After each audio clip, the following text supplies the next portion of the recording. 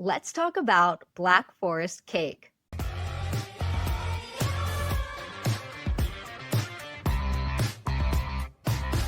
Welcome back to Sprung on Food. I'm your host, Kae Sprung. This season, we're talking about favorite foods, the history behind it, and the role it plays in the world today. Joining me today is writer and comedian Pooja Reddy. Pooja, welcome. Thank you. Thanks for having me. I'm so excited to talk about Black Forest cake. Oh, as am I. It is a delicious dessert, and you are such a funny person. So this is going to be a very fun combination. Black Forest cake, I've got to know all about your relationship with this food, why it's your favorite. Tell me all the things. Sure. So my family is from Hyderabad, India, and I grew up going to Hyderabad very regularly. And anytime I was there visiting family, if there was a birthday, anniversary, any occasion where you'd get a cake, Black Forest cake was compulsory. Like we always had it at those celebrations.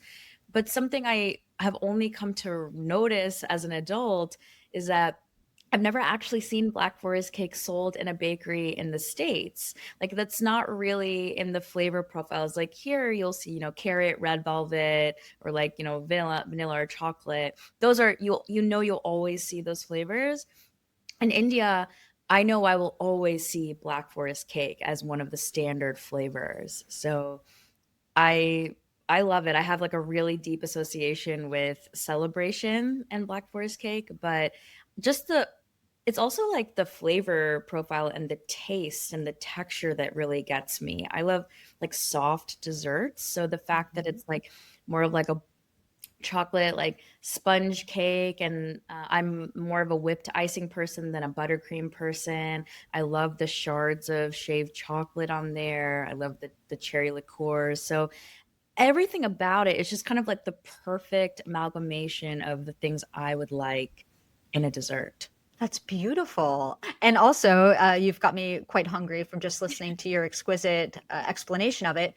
Do you happen to remember maybe a pivotal celebration or moment where you were kind of first introduced to it, or was it very much just ever present? Yeah, it was always ever present, which is interesting. And then it became one of those things where when I would go back to India, if we were going to have this celebration, I would make a request to be like, if for some reason there isn't going to be Black Forest cake, like I need it to be there. So I would make sure that like somebody knew that I was expecting it.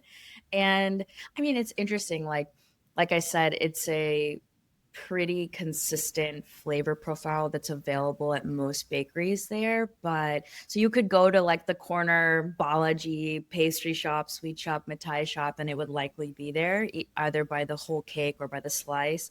Or like Karachi Bakery, which is very famous in Hyderabad, has great Black Forest cake. And then in the recent years of me going back and exploring places that are more on like the trendier side, there's a place called Kansu that I love in India, in Hyderabad, and they have a really good Black Forest cakes. But nobody in my family is really like a baker. And most of the people in my family and most of the kitchens I know in India, like don't really have ovens to where you do like conventional like baking in that way. So Oh, in home kitchens, you mean? in home kitchens, Is yeah. that right? Yeah, and I think like, let me phrase this as that's my family, because I think in more people who have like newer builds, they're maybe going for adding in a conventional oven, but so much of Indian cooking you're doing on stovetop Mm. or in a tawa, like an oven, or where you're doing charcoal. It's like a lot of outdoor type cooking, or you need like the propane tank. Yeah. So very little conventional oven. And my mom, like this is in America, at one point, like our kitchen flooded, or we did some sort of remodel of our kitchen when I was in high school. And my mom opted to take our oven out and add more cabinetry where the oven would be. Aha. And then she just got like a really nice, like DeLonghi countertop oven, because we just don't cook with an oven typically. So all that to say is that I only am eating sweets that are pretty much bought in a bakery. Yeah, well, that's such a fascinating kind of anecdote or fact. And now that you mention it, I as you were talking about it and then saying, a lot of the cooking happens on the stove, I was running through, not to Yeah. doubt you for any second whatsoever, but I was running through the catalog in my mind's eye of like all the different Indian dishes that I'm familiar with. And I was like, oh my gosh, this is actually so fascinating because that would have never clicked until you said that. So then, yes, that makes perfect sense that it's even more of perhaps a special or celebratory item because for a lot of people, that may not be something that they are making in their homes because they just don't have the access of cooking equipment to do it. So, Yeah, it's just not in their repertoire to do. right. So yeah, it is like it's interesting, yeah, to instead of just making like a home sheet cake for a celebration, which is like a lovely way to celebrate. It's like we're going to a bakery and purchasing something that's very professionally made. Well, to fully understand and appreciate our food, we've got to know where it came from. Today, we're turning back the clock to talk about Black Forest cake, or as it's known in its German ancestors, Schwarzwälder Kirschtorte. Now, picture it: dark chocolate sponge, soaked in cherry brandy, sandwiched with clouds of whipped cream, jeweled with bright red cherries, and crowned with dark chocolate curls. This cake is decadent, dramatic, and as it turns out, disputed. Yeah, the origins of the Black Forest cake are wrapped in mystery and competing claims. Let's start with what we know. The cake is named after the Black Forest region of southwestern Germany.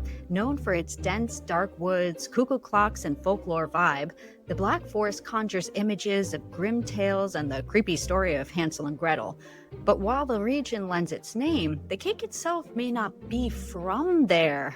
Dun dun dun. One popular theory attributes the invention of the Schwarzwälder Kirschtorte to a confectioner named Josef Keller at Café Agner in Bad Godesberg, not in the Black Forest region, who claimed to have invented a version of the Black Forest cake in 1915. His cake reportedly included the now classic components: chocolate, cherries, whipped cream, and Kirschwasser, the clear, unsweet cherry liqueur made traditionally from the morello cherries of the Black Forest. However, no written recipe survives from 1915. His claim was passed down through apprentices and oral history, especially through August Schaefer, one of his proteges, who later ran a cafe in Rodefzell and recorded the recipe. The earliest documented recipe resembling a Black Forest cake dates to 1927 and is archived in Rodefzell, the same town where Keller later worked. This provides some credence to Keller's story, but it doesn't definitively prove he was the inventor.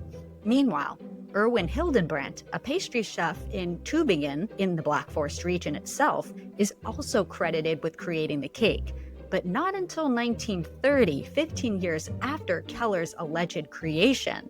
Pooja, today, internet sleuthing is very easy, but if you were a detective back in that day, how would you go about finding out who was the original creator? Okay, I would ask the aunties and grandmas in that region because they are the original Whisper Network, okay? Like, and they know, they keep tabs. They might not be publishing it in the official record, but they have published it by yapping and like, they have opinions, older women. So I definitely think that I would crowdsource in this situation.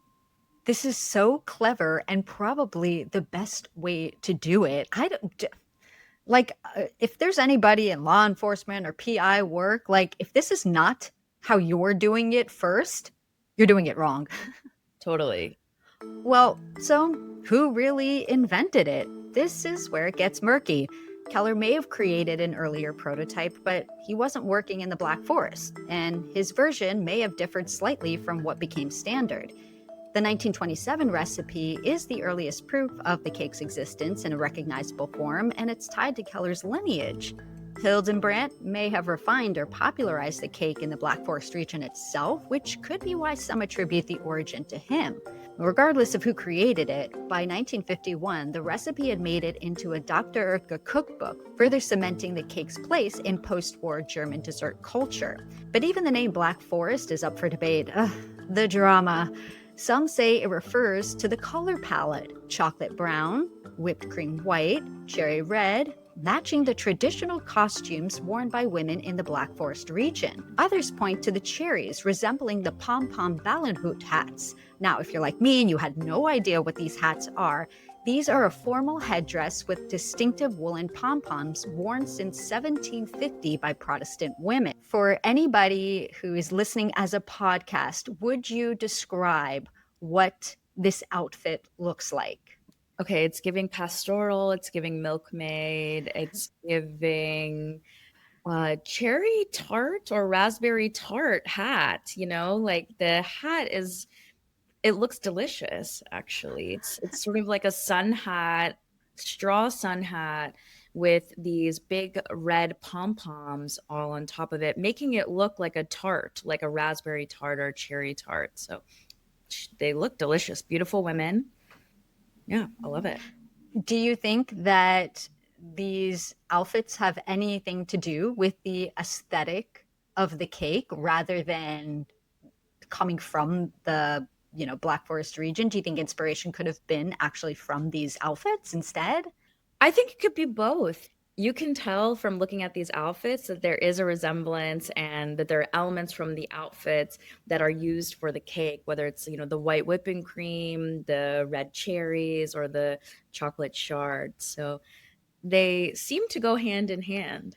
Yeah, when I saw the outfits for the first time, I was very pleasantly surprised. And then knowing that it dates back to around 1750, I was like, well, they look like Black Forest cakes, like Yeah. just walking around. So I was like, this to me holds a lot of weight. And the hat, I was just like, what?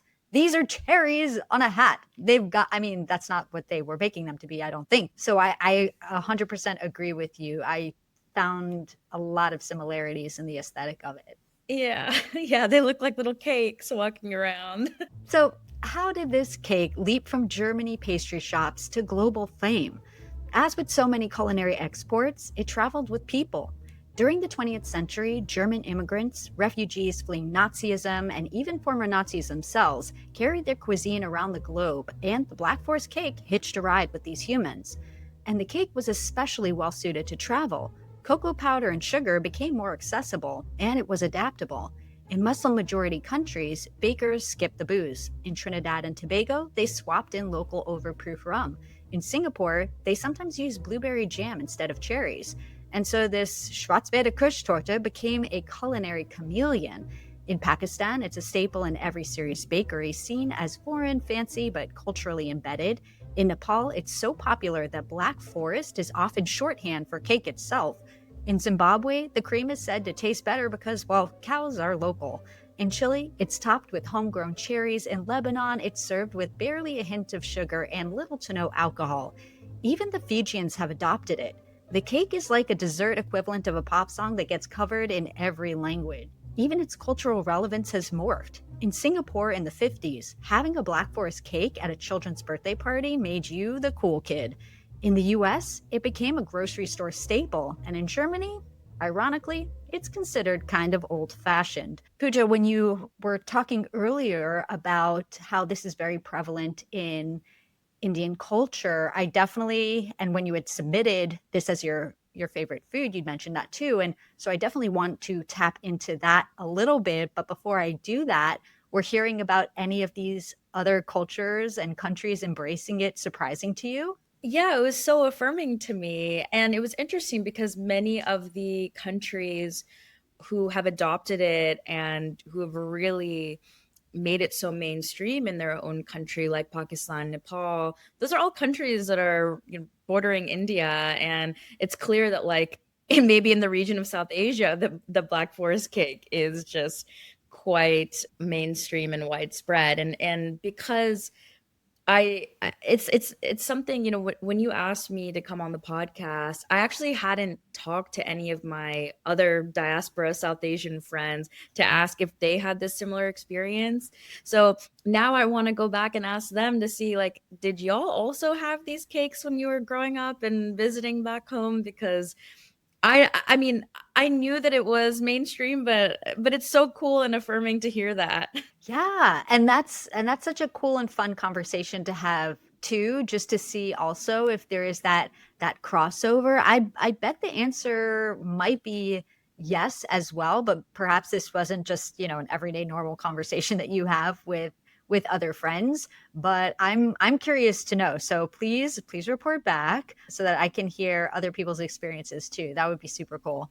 Will do. So, how did Black Forest cake get to India? While the British colonized India, European style bakeries began to pop up, especially in cities like Kolkata, Mumbai, and Chennai. These bakeries, run by British, German, Swiss, and Portuguese immigrants or missionaries, introduced Western baking techniques and desserts to Indian urban centers. German and Swiss expats brought recipes like Black Forest cake, and some bakeries had European trained chefs or passed down recipes. After independence, many of these bakery traditions shifted and were given an Indian spin to suit local palates and religious customs, like removing alcohol or using vegetarian ingredients.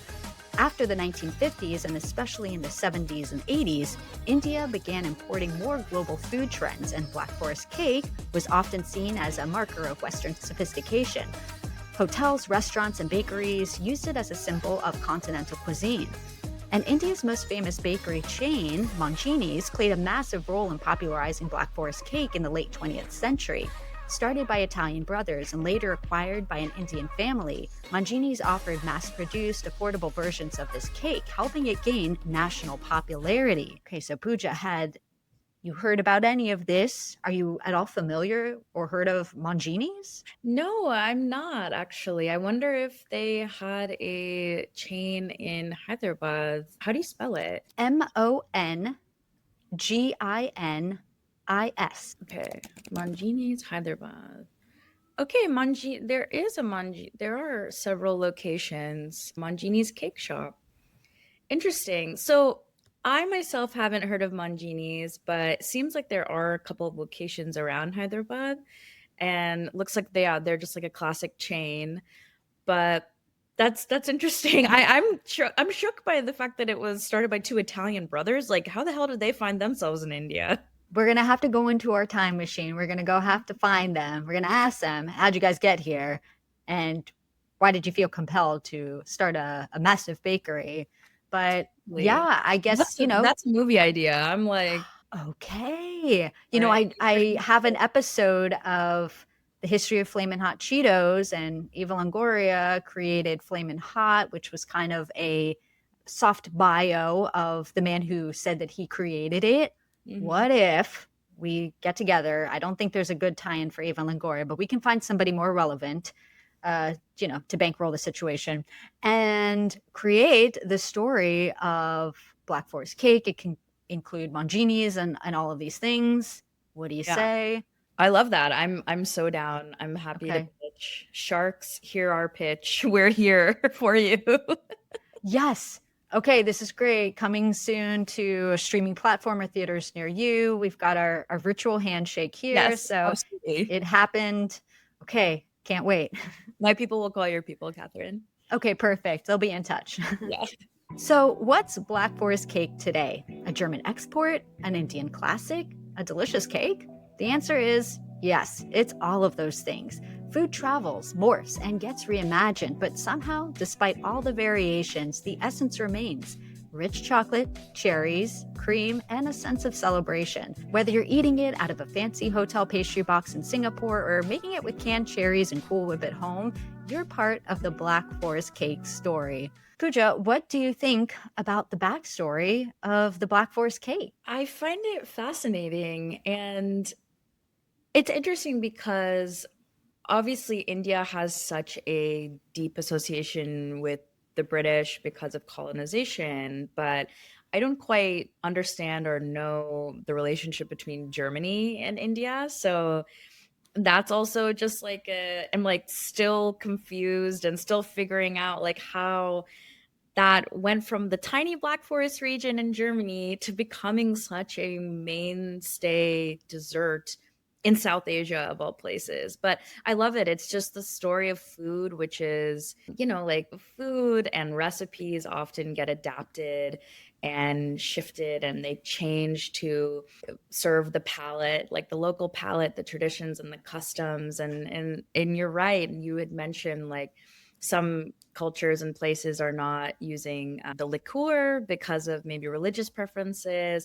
Some are, I've seen like eggless cakes in India, just Hmm. dietary preferences and even religious preferences as well. So I think it's really beautiful that, something that was bred in this very like European place is now this cultural export. Absolutely. I I believe that food is meant to be shared, and I think that being introduced to new foods, having appreciation for them, and selfishly doing this podcast, understanding the history and where they came from, I think also builds more of that intrigue and appreciation for certain things and sometimes unlocked unknown backstories. And so it just becomes, yeah, it's really fascinating. And that's kind of what happens too, is that the food travels through people where they're moving, where they're fleeing from and going to. So that's how a lot of things tend to kind of shift and shape and make their way from one place to another. But I'm glad it was Black Forest cake though, because it's a delicious cake. So I know. And now I'm like, where can I find it in New York? Like that's it's now on my mind. So I'm like, I need to get that for maybe for my next birthday. That would be a fun thing to do. oh my God. Well, if you can't find it, you let me know and I can make one for you. They are delicious. I would have to imagine somewhere local might make it, but if somewhere local doesn't make it at a bakery, absolutely an independent baker can. So you will have Black Forest cake for your birthday.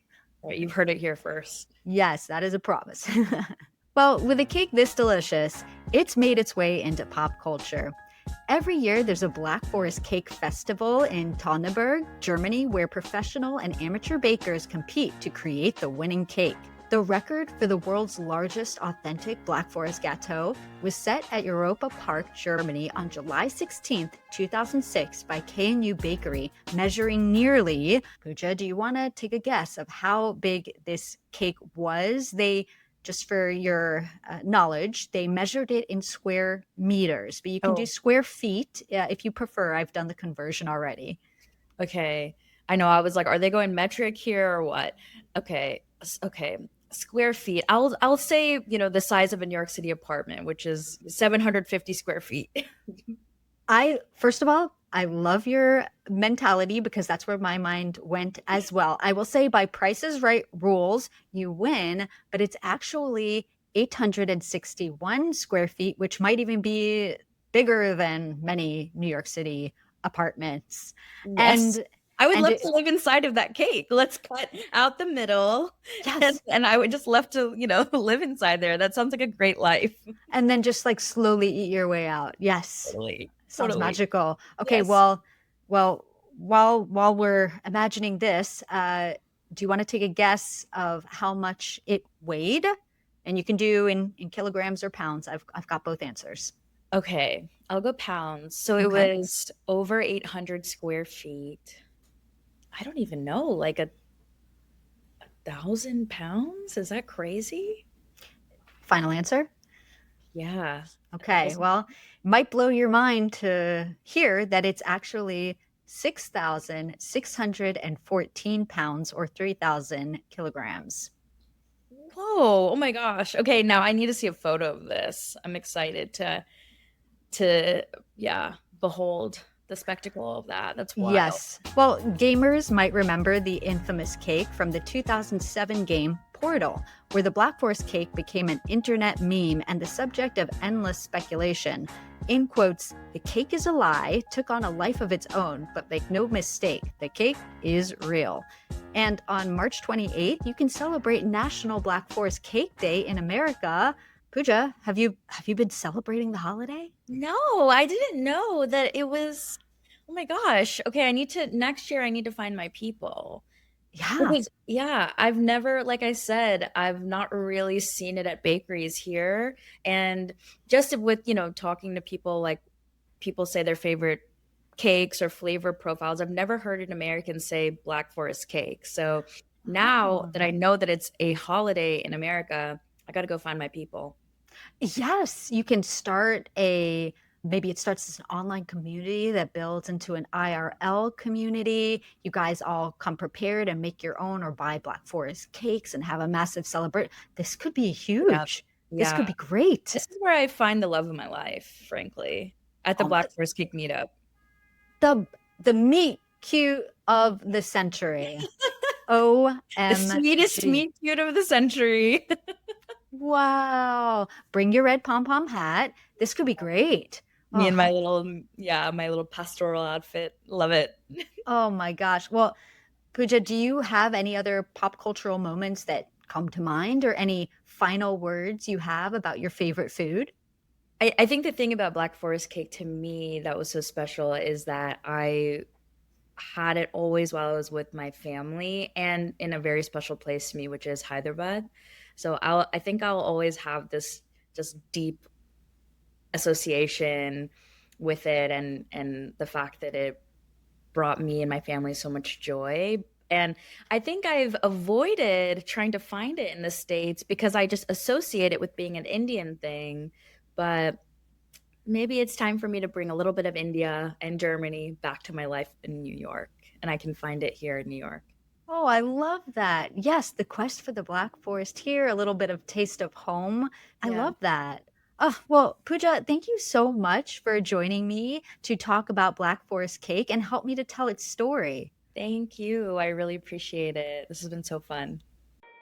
Thanks for watching. You can find links and more info in the description below. Don't forget to give this video a thumbs up and subscribe to the channel if you haven't yet. See you next time.